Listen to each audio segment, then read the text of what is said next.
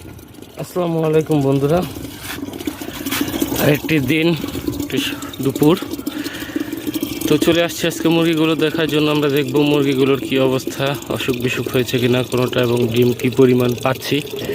তো এখন আগে এসেছি মুরগিটার পানিটা চেঞ্জ করে দেওয়ার জন্য। সকালবেলা ওদেরকে D3 খেতে দিয়েছিলাম, তো সেই পানিটাই এখন পরিষ্কার করে চেঞ্জ করে দিচ্ছি আর কি, নতুন পানি দিচ্ছি।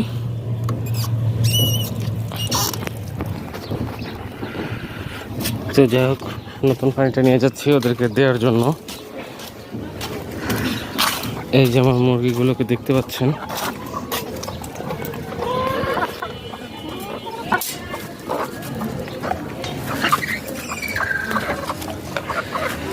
আসলে ছাদে আবদ্ধ অবস্থায় মুরগি পালন করার অনেক সুবিধা আছে, কিন্তু একটাই অসুবিধা, সেটা হচ্ছে মুরগির পশমগুলোকে ঠিক রাখা যায় না। আমি যতই চেষ্টা করি না কেন পশমগুলো ঠিক রাখতে পারছি না। দেখুন মুরগিগুলোকে, ওগুলোর পশম কোনোভাবে ঠিক থাকছে না। এত ওষুধ খাওয়াচ্ছি, ভিটামিন খাওয়াচ্ছি, কিন্তু মুরগির পশমগুলো ঠিক রাখতে পারছি না। আমার মুরগিগুলো সম্পূর্ণ সুস্থ, দেখুন কোনোটায় কোনো অসুখ বিসুখ কিছু নেই, কিন্তু মুরগির পশমগুলো সুন্দর নেই। এই জিনিসটা খুবই খারাপ লাগে যে এত চেষ্টা করি, কিন্তু তবে এই জিনিসটার কোনো সমাধান করতে পারছি না।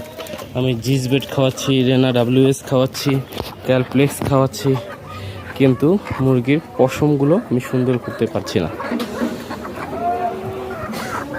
তো যাক বন্ধুরা, মুরগির খাবার এখানে একটু নেই, তো ওদেরকে কিছু খাবার দেওয়া যাক।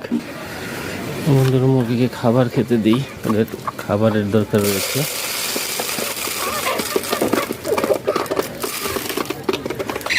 এখন মুরগিগুলো খাবার খাচ্ছে। এই মুরগির পশমের সমস্যাটা আমি কোনো ধরনের সমাধান করতে পারছি না, এটা আমার জন্য খুব কষ্টদায়ক। আল্লাহ চাহে তো হয়তো বা সমস্যার সমাধান হয়ে যাবে। আল্লাহ যা করেন ভালোর জন্যই করেন। চেষ্টা চালিয়ে যাচ্ছি, ভিটামিন খাওয়াচ্ছি, কিন্তু তবুও কোনো ধরনের সমাধান পাচ্ছি না। তো বন্ধুরা, চলুন এবার দেখা যাক আমার মুরগিগুলো আছে কতগুলো ডিম পেড়েছে। আগে ভিতরে যাই। এখানেও একটি ডিম রয়েছে। এখানে আজকে কোনো ডিম নেই, আর এখানে একটি ডিম রয়েছে। তো এটা নিয়ে চলি, এখন বাহিরে যেয়ে দেখা যাক।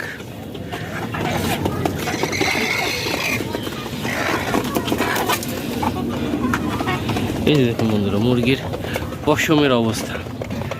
এই যে দেখুন পুরো প্রায়গুলোর, এই যে দেখুন, এই যে দেখুন, এই পশমের সমস্যাটার কোনো রকম সমাধান আমি করতে পারছি না। প্রায়টা মুরগি দেখা যায় নিচ থেকে বা পাছার দিক থেকে পশমগুলো নেই। এই যে আরেকটা মুরগি আপনাদেরকে দেখাই, এই যে দেখুন, এই যে দেখুন, এই মুরগিটার তো তলা একদম ফাঁকা হয়ে গেছে। এটা উমে বসার জন্য চেষ্টা করতেছে, কিন্তু দেখা যাক, এটাকে হয়তো বসিয়ে দেবো 2-1 দিনের মধ্যে। আর এখানে আজকে আল্লাহর রহমতে মাশাআল্লাহ অনেকগুলো ডিমই দেখতে পাচ্ছেন। 2, 4, 6, 8, 8টা ডিম। আমি গতকালকেও 8টা ডিম পেয়েছিলাম, আজকেও 8টা ডিম পেয়েছি মাশাআল্লাহ, আলহামদুলিল্লাহ, আল্লাহর অশেষ রহমত। তো এই ডিমগুলোকে আমি এখন নিয়ে যাব। তো এখানে রাখলে এগুলো মুরগি ভেঙে ফেলবে। তো বন্ধুরা, এই 8টা ডিম এখানে নিয়ে নিলাম, ওরা খাবার খাচ্ছে, খাবার খাক। আপনাদের যদি কারো সমাধান জানা থাকে যে মুরগিগুলোকে কি খাওয়ালে ওদের পশমগুলো ঠিক হবে, সুন্দর হবে, উজ্জ্বল হবে, তাহলে আমাকে অবশ্যই জানাবেন। আপনাদের কাছে অনুরোধ রইল। আমি আসলে ওদের পশমগুলো নিয়ে খুবই চিন্তিত, খারাপ লাগে। এই যে দেখুন মোরগটা, এই যে মোরগটা দেখুন, এই মোরগটার লেজ তো নেই বললেই চলে, বুঝতে পারছেন? লেজের গোড়ার দিকে দেখা যাচ্ছে সম্পূর্ণটুকুই ফাঁকা, পশম উঠে গেছে, অথচ কত সুন্দর হওয়ার কথা। এই একটা সমস্যায় আমি ভুগতেছি, এছাড়া আমার আল্লাহর রহমতে কোনো ধরনের অসুখ বিসুখ আমি সেভাবে পাচ্ছি না, এবং ডিমও আল্লাহর রহমতে অনেক ভালো পাচ্ছি।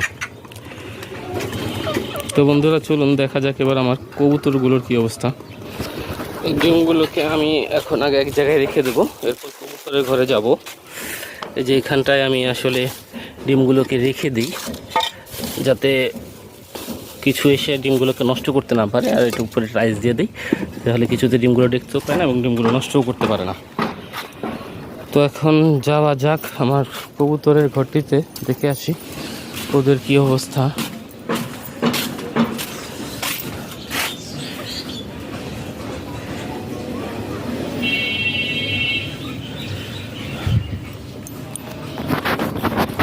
বন্ধুরা চলে আসলাম কবুতরের ঘরে। যে আপনাদেরকে জিজ্ঞেসছিলাম যে আমার একজোড়া কবুতর ডিম নিয়ে বসেছে, সেটার এই যে পায়রিটা এটা দেখতে পাচ্ছেন, এবং এই যে পায়রাটা এখানে বসে আছে, একটু ভয় পাচ্ছে, তো ওদেরকে ডিস্টার্ব করবো না, ওদেরকে কিছু খাবার দিয়ে চলে যাব। ওরা এখন খাবার দাবার খাক, ওদেরকে কিছুটা খাবার দিই।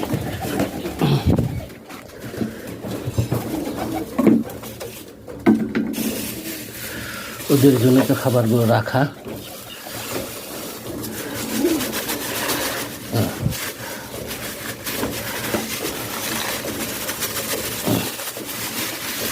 তো খাবার দিয়ে দিলাম, আর এই খাবারগুলো ওরা ঠিকমতো খায় না, নষ্ট করে, ডাব্লিউ বুটগুলো ওরা একদমই খাচ্ছে না।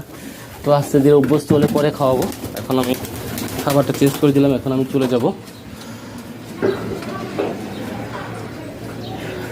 তো সবাই ভালো থাকবেন বন্ধুরা, সুন্দর থাকবেন। আল্লাহ হাফেজ।